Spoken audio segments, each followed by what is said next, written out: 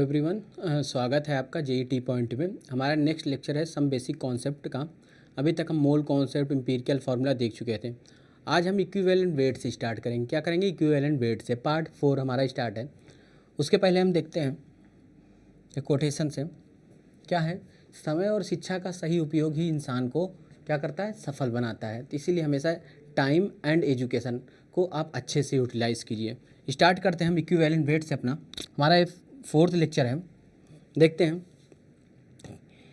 Equivalent weight होता क्या है। देखिए, सिंपल डेफिनेशन है, the equivalent weight of a substance is the number of parts by weight. क्या? Number of parts by weight of the substance that combined display directly or indirectly 1.008 part of weight of hydrogen या 8 part of weight of oxygen या 35.5 part of weight of chlorine और 108 part of weight of Ag।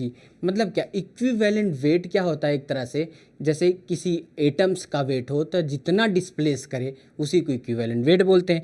इसके calculate करने का formula कुछ है। जैसे equivalent weight को अगर हम कैलकुलेट करें तो क्या होगा, तो atomic weight divide by valency factor. अरे भाई, वैलेंसी फैक्टर का मतलब जैसे कोई एसिड की बात करें HCl, क्या कोई एसिड की बात करें HCl, तो इसको एक्वस सॉल्यूशन में डालेंगे तो H प्लस Cl माइनस कितना H प्लस निकला 1, तो वैलेंसी फैक्टर क्या हो गया 1। सिमिलरली अगर बेस के लिए देखेंगे OH माइनस कितना, तो जितना OH माइनस वही हो गया वैलेंसी फैक्टर। तो इक्विवेलेंट वेट क्या है? Atomic weight divide by valency factor. Second formula equivalent weight of ions. क्या? आयंस के लिए तो formula weight of ions divide by क्या कर देना, वैलेंसी। क्या? Formula weight of ion divide by क्या कर देना, वैलेंसी कर देना।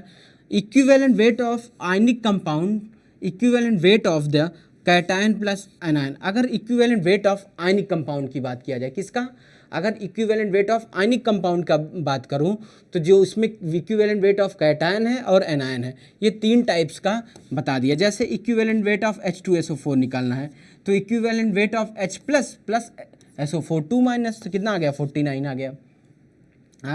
आगे हम देखते हैं क्या। और अगर एसिड और बेस के लिए तो बताया ना, मॉलिक्यूलर वेट डिवाइड बाय क्या कर देना, बेसिसिटी और acidity. Equivalent weight of salt निकालना है तो molecular weight divide by total charge of cation and anion. जैसे Na2SO4 है, Na2SO4 है तो ये 2Na प्लस SO4 2 माइनस हुआ, तो टोटल चार्ज ऑफ कैटायन और एनायन कितना आया 2। तो मॉलिक्यूलर वेट 142 तो डिवाइड कर दिया 2 से, तो कितना आ गया 71। तो इक्विवेलेंट वेट ऑफ Na2SO4 कितना आया 71। कितना आया 71। ये तरीका होता है इक्विवेलेंट वेट निकालने का। अच्छा, इक्विवेलेंट वेट ऑफ ऑक्सीडाइजिंग और रिड्यूसिंग एजेंट निकालने का तो मॉलिक्यूलर वेट ऑफ सब्सटेंस, जिसका सब्सटेंस का निकाल रहे हैं। उसके बाद क्या, नंबर ऑफ इलेक्ट्रॉन गेन या लॉस, उसको क्या, उससे क्या कर देंगे, डिवाइड कर देंगे, तो हमको ऑक्सीडाइजिंग और रिड्यूसिंग एजेंट पता चल जाएगा। आगे देखते हैं जैसे, अच्छा, कॉन्सेप्ट ऑफ ग्राम इक्विवेलेंट। अब ग्राम इक्विवेलेंट क्या है, तो सिंपल है, नंबर ऑफ ग्राम इक्विवेलेंट को डिवाइड क्या करेंगे, वेट डिवाइड बाई क्या करेंगे, ये क्या, ई क्या है, इक्विवेलेंट वेट। क्या कर देंगे, इक्विवेलेंट वेट कर देंगे, इक्विवेलेंट वेट कर देंगे। ठीक है, इक्विवेलेंट वेट कर देंगे तो कैसे आ जाएगा, W gram into valency factor upon M कर देंगे। ठीक, तो और N इंटू वैलेंसी फैक्टर कर देंगे, N इंटू क्या, number of moles into valency factor कर देंगे। नॉर्मेलिटी भाई, नॉर्मेलिटी क्या होता है, number of gram equivalent of solute divide by volume of solution in litre. तो according to its reaction is equal to, अच्छा एक रिएक्शन है A plus B plus C gives D। तो अगर हम बोलेंगे number of gram equivalent A तो किसके बराबर होगा, number of gram equivalent of B, वो किसके इक्वल होगा, number of gram equivalent of C and D। मतलब क्या, ये जिसमें रिएक्टेंट और प्रोडक्ट का नंबर ऑफ ग्राम इक्विवेलेंट क्या होगा, बराबर होगा। क्या होगा, बराबर होगा। नेक्स्ट देखते हैं हम, जैसे अच्छा अब कुछ मेथड्स है, डिफरेंट टाइप्स के मेथड्स हैं टू कैलकुलेट इक्विवेलेंट वेट। क्या, टू कैलकुलेट इक्विवेलेंट वेट, कौन से, हाइड्रोजन डिस्प्लेसमेंट मेथड। पहला क्या है, hydrogen displacement method. This method is use for those element which can evolve hydrogen from acid that is active metal. अच्छा, active metal जो hydrogen evolve करे उसी तो एक्टिव मेटल बोलते हैं। तो ये मेथड एक्टिव मेटल के लिए लगाना है। फॉर्मूला इसके लिए क्या है, equivalent weight of metal divide is equal to weight of metal divide क्या करना, weight of H2 gas displace into 1.008 कर देना है। सिंपल, अगर हम कहें इक्विवेलेंट वेट ऑफ मेटल निकालना है तो वेट ऑफ मेटल डिवाइड कर देना है वेट ऑफ हाइड्रोजन गैस से, मल्टीप्लाई क्या कर देना है हाइड्रोजन के एटॉमिक वेट से 1.008 से, तो हमको इक्विवेलेंट वेट निकल जाएगा। दूसरा मेथड है हमारा ऑक्साइड फॉर्मेशन मेथड। क्या है ऑक्साइड फॉर्मेशन मेथड, क्या पढ़ा रहे हैं, ये इक्विवेलेंट वेट निकालने के मेथड बताया जा रहा है। अच्छा, unknown mass of an element is changed into the oxide directly or indirectly, the mass of oxide is noted। अच्छा, इसमें और जैसे ऑक्सीजन का निकालना है, मास ऑफ ऑक्सीजन निकालना है तो mass of oxide minus mass of metal, मान लेते कोई MO है तो हम पूरे का मास का मान लेते हैं 100 है और मेटल का मान लो 20 है, तो ऑक्सीजन का निकला कितना, ऑक्सीजन को हमारा पास कितना निकला 80, तो वही तो करना है, मास ऑफ ऑक्साइड माइनस क्या करना है मास ऑफ एलिमेंट कर देना है। तो अब यहाँ से इक्विवेलेंट वेट ऑफ एलिमेंट कैसे निकालेंगे, वेट ऑफ एलिमेंट जो निकालें upon weight of oxygen, oxygen का निकालें इनटू क्या कर देंगे 8 क्या है एटॉमिक वेट कर देंगे। ये हमारा दूसरा मेथड था कैलकुलेट करने का इक्विवेलेंट वेट। तीसरा क्लोराइड फॉर्मेशन मेथड, तीसरा क्या है हमारा क्लोराइड फॉर्मेशन मेथड। क्या इसमें क्या करना है, equivalent weight of element is equal to क्या, वेट ऑफ एलिमेंट निकाल लेंगे, डिवाइड क्या कर देंगे वेट ऑफ क्लोरीन इंटू 35.5 क्या है एटॉमिक वेट है किसका, क्लोरीन का। चौथा मेथड हमारा है water to metal displacement. Water to metal display, ये एक रेशियो है मास का और इक्विवेलेंट का, तो M1 अपॉन M2, मतलब M1 अपॉन M2 बराबर होगा E1 अपॉन E2 का, मतलब का ये कंपेयर है किसकी, मान लो कोई दो एलिमेंट की बात किया। आगे नेक्स्ट हम देखते हैं इसमें क्या method of determination of equivalent weight में हमारा पांचवा मेथड है डबल डिकम्पोजिशन मेथड। इसमें क्या करना है mass of AB upon mass of AD, मतलब इसका मास का रिएक्टेंट का मास बराबर है प्रोडक्ट के मास के बराबर का, इसको लिख क्या सकते हैं AB अपॉन CD बराबर है AD अपॉन CB के, ये रेशियो के फॉर्म में, मतलब क्या रिएक्टेंट का इक्विवेलेंट मास का रेशियो बराबर है प्रोडक्ट के इक्विवेलेंट मास के रेशियो के बराबर। नेक्स्ट हमारा मेथड है silver salt method. Silver salt method में हमें क्या करना है इक्विवेलेंट वेट ऑफ ये ले लेंगे डिवाइड क्या कर देंगे, ये हमारा मेथड है, इनटू क्या करेंगे 108 सिल्वर का क्या एटॉमिक मास। सातवां मेथड है हमारा इलेक्ट्रोलाइसिस। इलेक्ट्रोलाइसिस का मेथड क्या W1 वेट, ये क्या इक्विवेलेंट वेट, तो रेशियो क्या होगा वेट इक्वल होगा इक्विवेलेंट वेट के। ये कौन सा मेथड है हमारा इलेक्ट्रोलाइसिस मेथड। क्या है हमारा इलेक्ट्रोलाइसिस मेथड। अच्छा, method for calculation of atomic weight and molecular में एक और मेथड है method of determination of atomic weight. Atomic weight निकालने का, तो इक्विवेलेंट को अगर वैलेंसी से डिवाइड कर दें, क्या इक्विवेलेंट को अगर इक्विवेलेंट वेट अभी कोई मेथड से निकालेंगे मल्टीप्लाई कर देंगे वैलेंसी से, तो क्या निकल जाएगा एटॉमिक वेट, क्या निकल जाएगा एटॉमिक वेट। तो इसी में एक रूल आ जाता है डुलोंग्स एंड पिटीज लॉ। क्या बोलता है this law is applicable only for solid except beryllium boron silicon and carbon. इसमें क्या करना है एटॉमिक मास को स्पेसिफिक हीट से मल्टीप्लाई करना है, उसकी वैल्यू आएगी 6.4, क्या आ जाएगी 6.4। अब एटॉमिक मास हमको, ये मेथड हमको किस लिए यूज होता है एटॉमिक मास निकालने के लिए, किसके लिए एटॉमिक मास के लिए। तो एटॉमिक मास को निकालने के लिए क्या करेंगे 6.4 डिवाइड कर देंगे स्पेसिफिक हीट से, किससे स्पेसिफिक हीट से। ये फॉर्मूला क्या है, इसको बोलते हैं डुलोंग्स एंड पिटीज लॉ। इससे क्या पता चलता है हमको एटॉमिक मास निकालने का फॉर्मूला, क्या पता चलता है एटॉमिक मास निकालने का फॉर्मूला 6.4 डिवाइड बाई क्या करनी है स्पेसिफिक हीट से। आगे हम बात करते हैं इस पर। अच्छा, एटॉमिक वेट और निकालने के लिए जैसे लॉ ऑफ आइसोमॉर्फिज्म ये सब करना है, ये सब नेक्स्ट देखते हैं हम हमारे पास क्या है। अच्छा, जैसे एक मेथड है हमारे पास वोलेटाइल क्लोराइड मेथड करना है। इसमें क्या करना है मॉलिक्यूलर वेट एटॉमिक वेट में मल्टीप्लाई कर देना है किससे 35.5x से।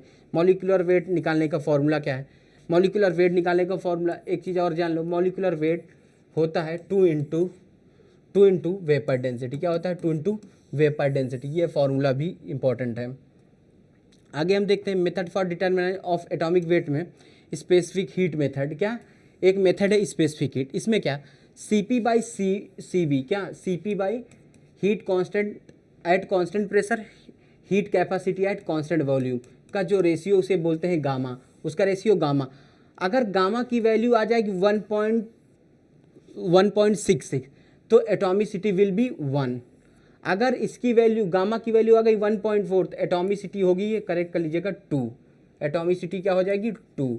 अगर एटॉमिसिटी आ गई 1.33 गामा की वैल्यू तो एटॉमिसिटी हो जाएगी इसकी 3।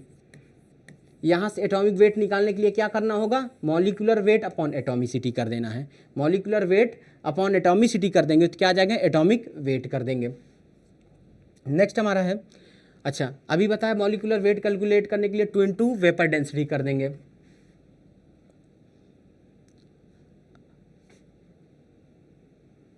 नेक्स्ट हमारा है क्वेश्चन है कि a chloride of an element, क्या क्वेश्चन है, a chloride of an element contain 49.5% of chlorine. The specific heat of the element is 0.064.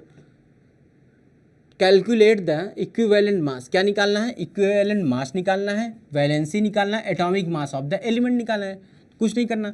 The mass of chlorine in the metal of chloride 49.5 दिया है। मास of the metal तो 100 मान लेते हैं, total था 100 में से 49.5 कर देंगे तो कितना आ जाएगा, मास ऑफ मेटल कितना आएगा 50.5। अब इक्विवेलेंट ऑफ मेटल निकालने का formula weight of metal upon weight of chlorine, यही तो करते थे, इंटू 35.5। तो यहाँ से क्या आ गया, इक्विवेलेंट वेट ऑफ मेटल 36.21। अब हम लगाएंगे according to Dulong's and Petit law, atomic mass निकालने का फॉर्मूला बताया गया था। तो क्या 6.4 अपॉन स्पेसिफिक हीट, तो 6.4 स्पेसिफिक हीट की वैल्यू दिया है 0.64 तो इसकी वैल्यू आ जाएगी 100। ये एटॉमिक वेट हमारा कितना निकल गया 100। अब हमको निकालना क्या है, इक्विवेलेंट वेट निकाल दिए, एटॉमिक मास, अब वैलेंसी बचा तो हमको वैलेंसी के लिए क्या, approx atomic weight upon equivalent bound. तो अप्रॉक्स की वैल्यू 100, एटॉमिक वेट की वैल्यू 36, तो इसकी वैल्यू कितनी आ गई 3। कितनी आ गई 3। तो अगर एग्जैक्ट एटॉमिक वेट की मैं बात करूँ तो वैलेंसी मल्टीप्लाई में इक्विवेलेंट वेट करते हैं।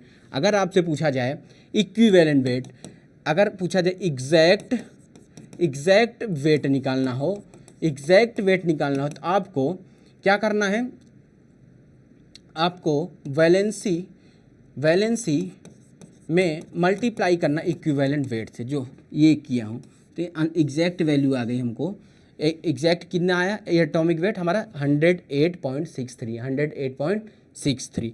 बेस्ट क्वेश्चन है, रिपीट, ये आया हुआ क्वेश्चन है, स्टार मान लीजिएगा आप लोग, इसको नोट करिएगा। क्या निकालना था, इक्विवेलेंट वेट, तो हमने सीधा weight of metal upon weight of chlorine कर दिया, इनटू में क्लोरीन का atomic mass.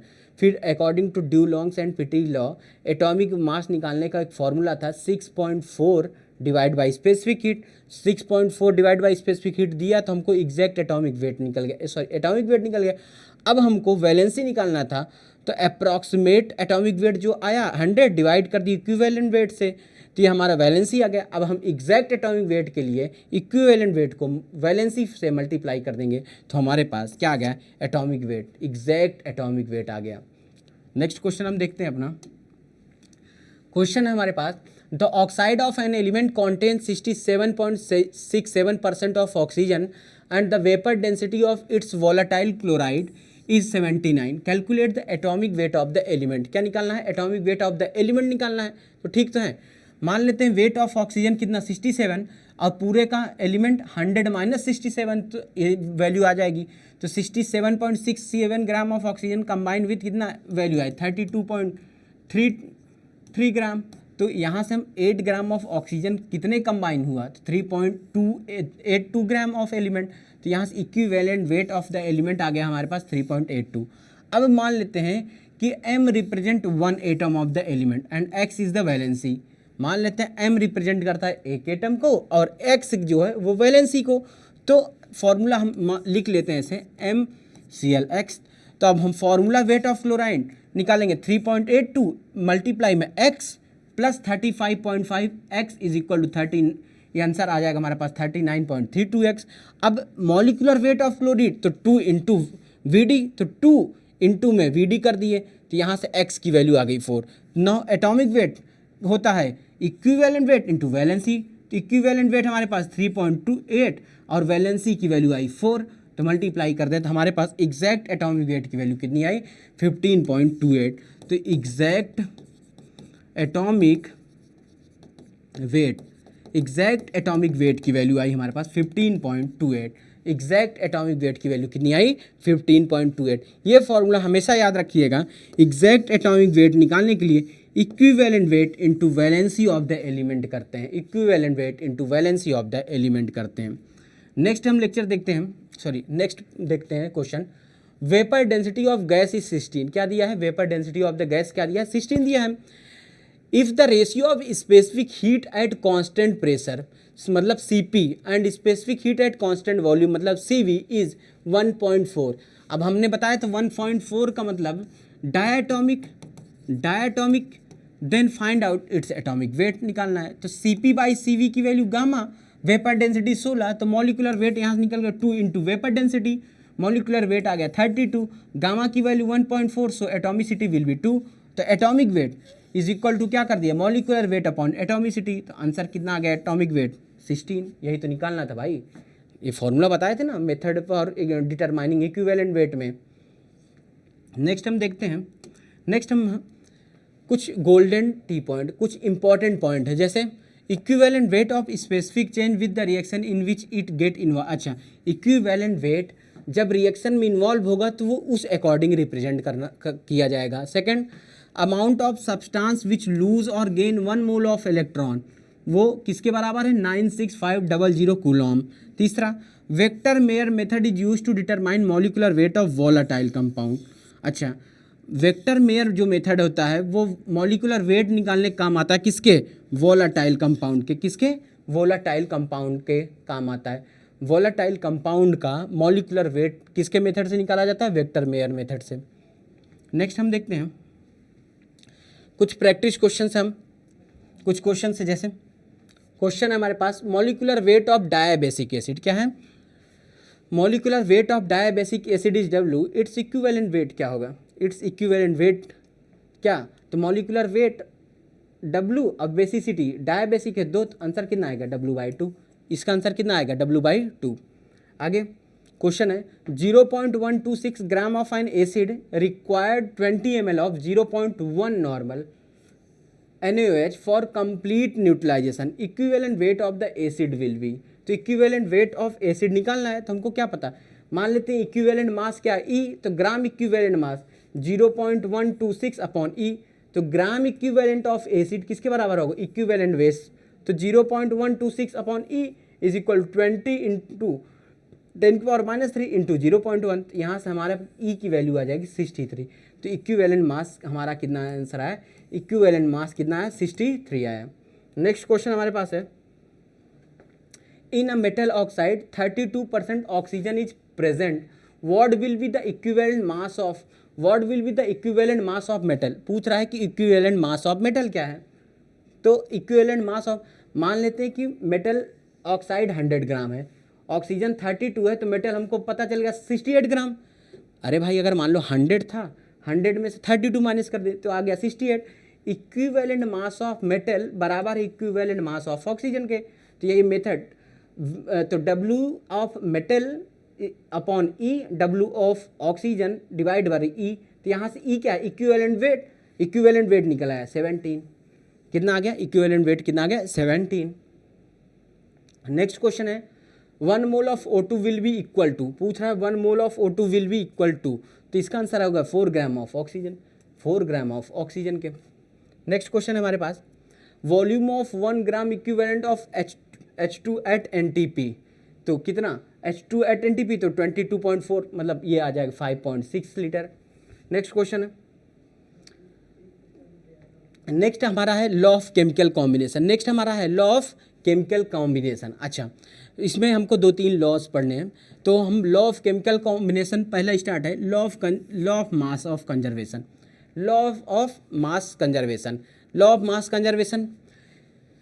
It was given by Lavoisier and tested by Landolt. कौन दिया था? It was given by Lavoisier and tested by Landolt. अच्छा, इस लॉ से क्या पता था?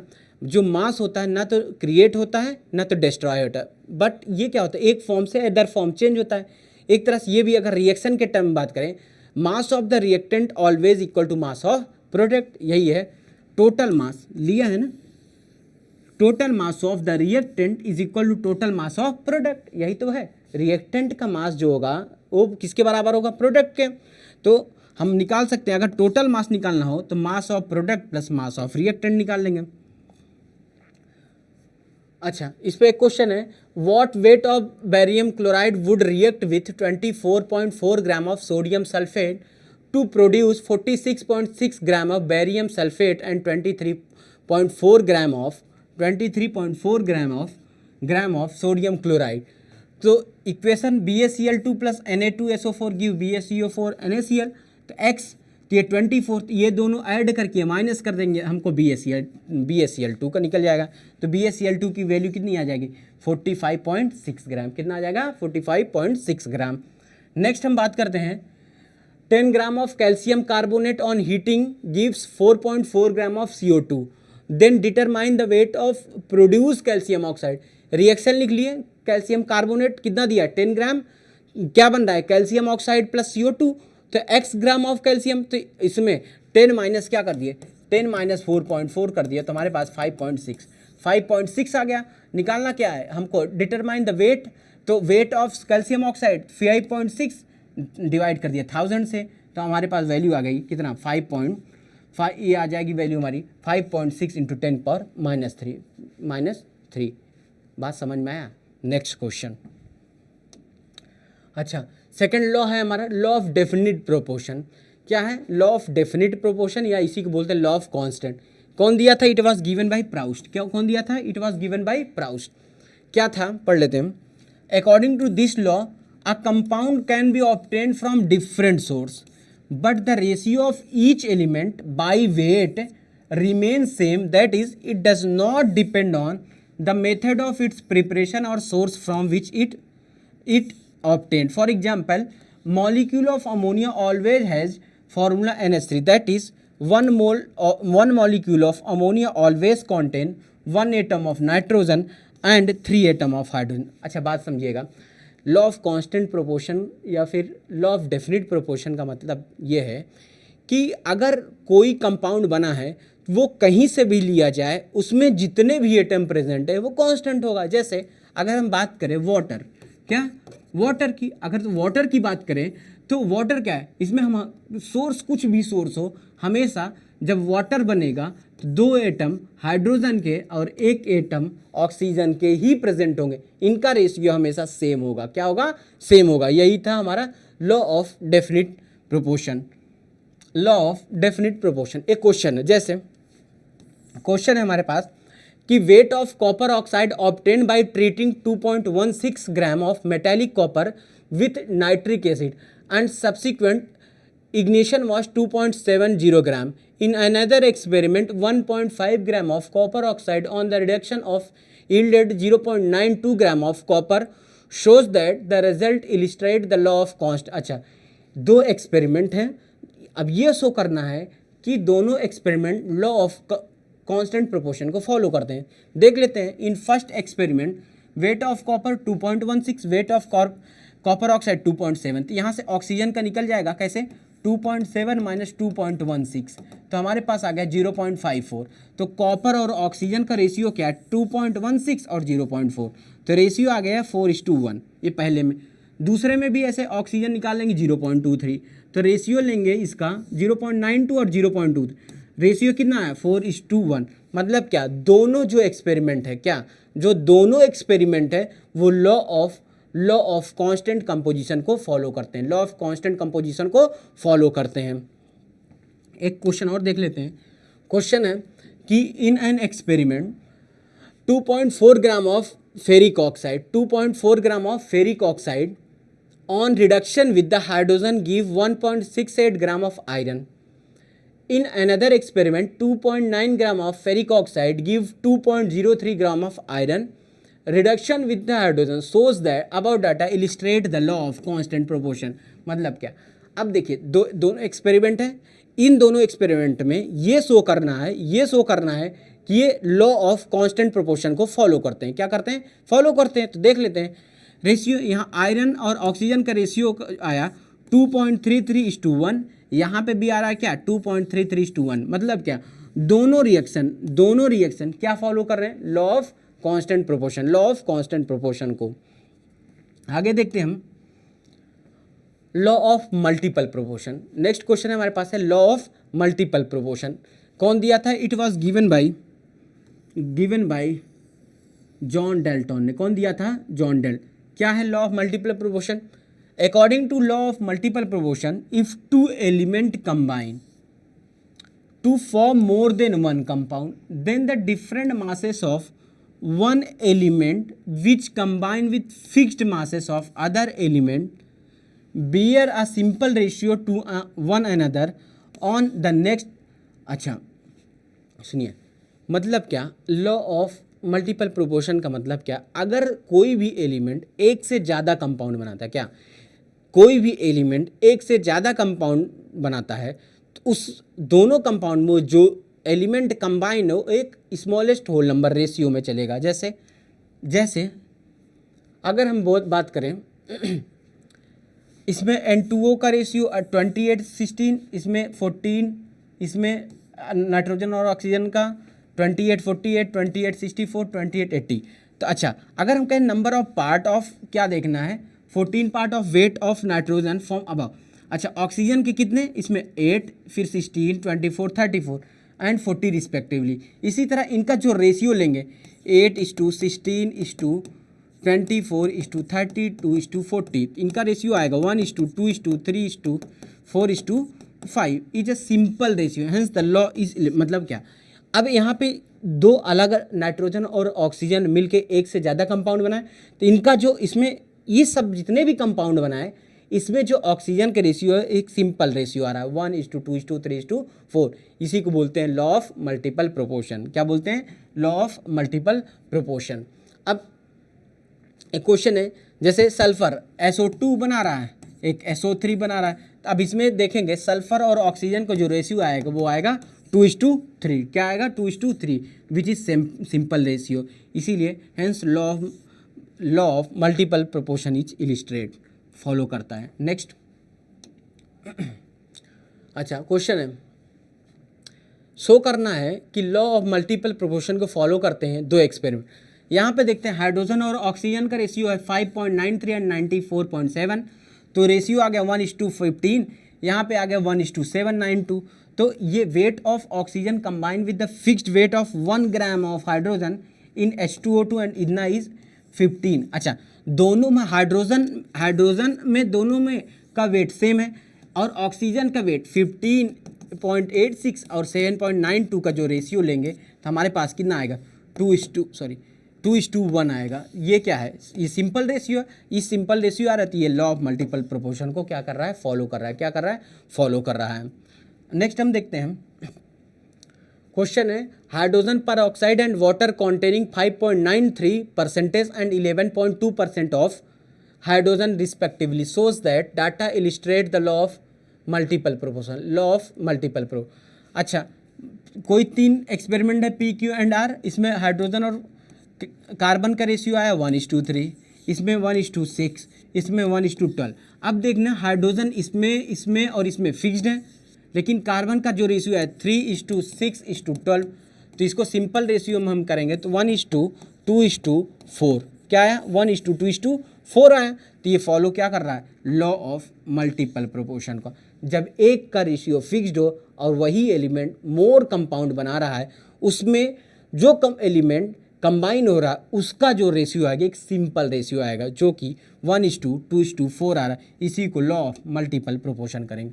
अब आ गया हमारा लॉ ऑफ गैसियस वॉल्यूम। क्या आ गया? Law of gaseous volume. It was given by Gay Lussac. इसका according to this law, the gaseous reaction, the reactant are always combined in simple ratio by volume form product which simple ratio by volume at same temperature and pressure. मतलब क्या कि एकदम जो gaseous volume होगा, reactant and are always combined in simple ratio by volume form product which is simple ratio by volume at same temperature. मतलब का reactant और product का जो वॉल्यूम होगा एक सेम टेम्परेचर एंड प्रेशर पे इक्वल होगा। जैसे यहाँ पे H2 plus Cl2 give 2HCl, तो वन वॉल्यूम गिव 2, मतलब क्या प्रोडक्ट और रिएक्टेंट का वॉल्यूम इक्वल होगा, 112 इज इक्वल टू 2। आगे देखते हैं हम। अच्छा, example of law of gas इस वॉल्यूम का यहाँ देखते हैं 1 वॉल्यूम 3 और 2, तो 3 और 1 4, तो ये आ जाएगा 2। मतलब क्या, अगर हम बोल रहे हैं 1 volume of nitrogen combined with 3 volume of hydrogen to form volume of ammonia, simple ratio क्या आया, तो सिंपल रेशियो बोलेंगे 1:3:2, 1 3 और 2 आया। नेक्स्ट क्वेश्चन देखते हैं हम। अच्छा, एक रिएक्शन क्वेश्चन है, for the gaseous reaction H2 plus Cl2 give HCl, if 40 ml of hydrogen completely react with chlorine, then find out the required volume of chlorine and volume of produced HCl। तो simple एक पहले क्या करेंगे, reaction लिख लेंगे। तो यहाँ से हमको क्या मिल रहा है, 1 ml of H2 will react with 1 ml of Cl2, क्या दे रहा है, 2 ml of HCl will produce, then 40 ml of H2 will give 40 ml of Cl2, क्योंकि 1 ml H2 ले रहे थे तो 1 ml Cl2 लिए, 40 ml H2 will react with 40 ml of Cl2, कितना 80, क्यों ये एक से कितना मिल रहा था 2, तो यहाँ 40 ले रहे थे, क्या मिला 80 ml of HCl will produce, required volume of Cl2 40, produce की वॉल्यूम कितना आया है 80 ml, कितना आया 80 ml। क्वेश्चन देखते हैं आगे। क्वेश्चन है, for the gaseous reaction H2 plus Cl2 give HCl, if initial 20 ml of H2 gas and 30 ml of Cl2 are present, then find out the volume। फिर सिंपल वॉल्यूम निकालना यार, H2 Cl2 give HCl, तो 1 ml of H2 1 ml of Cl2 दे के 2 ml HCl, तो 20 ml अगर इसका ले रहे हैं तो ये भी 20 ml, लेकिन ये बन कितना रहा 2 डबल, तो ये कितना आ जाएगा 40, कितना आ जाएगा 40। तो given volume of Cl2 is 30 ml but it's 20 react with H2, so 10 ml of Cl remain. क्यों भाई 20 से 20 है, लेकिन मिल कितना रहा है 30 दे दिया है, तो हमारे पास 10 ml क्या बच जाएगा। Next question, Avogadro law, simple, equal volume of all the gas contain equal number of molecule at, अच्छा equal volume of all the gas contain, अच्छा अलग अलग गैस हो लेकिन वॉल्यूम क्या हो इक्वल हो, तो इक्वल नंबर ऑफ मॉलिक्यूल मिलेगा at same temperature and pressure, इसी को बोलते हैं एवोगैड्रो लॉ। बात को समझिए, हम कहें अलग अलग गैस हो लेकिन वॉल्यूम सेम हो, तो अलग अलग गैसों का जो मॉलिक्यूल होगा वो सेम होगा at same temperature and pressure पे। वन वॉल्यूम तो 2, एन मॉलिक्यूल, तो हाफ मतलब 1 एटम है तो हाफ मॉलिक्यूल की 1 मॉलिक्यूल। मतलब क्या, एक चीज़ समझ में आ गया कि अगर अलग अलग वॉल्यूम ले, क्या लें, अलग अलग वॉल्यूम लें, अलग अलग गैस लें, इक्वल वॉल्यूम पे सेम नंबर ऑफ मॉलिक्यूल होता है, यही होता है एवोगैड्रो लॉ, यही होता है एवोगैड्रो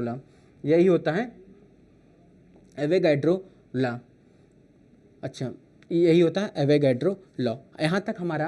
यहाँ तक हमारा इक्विवेलेंट वेट और उसके लॉ ऑफ केमिकल कॉम्बिनेशन खत्म है, लॉ ऑफ केमिकल कॉम्बिनेशन हमारा खत्म है।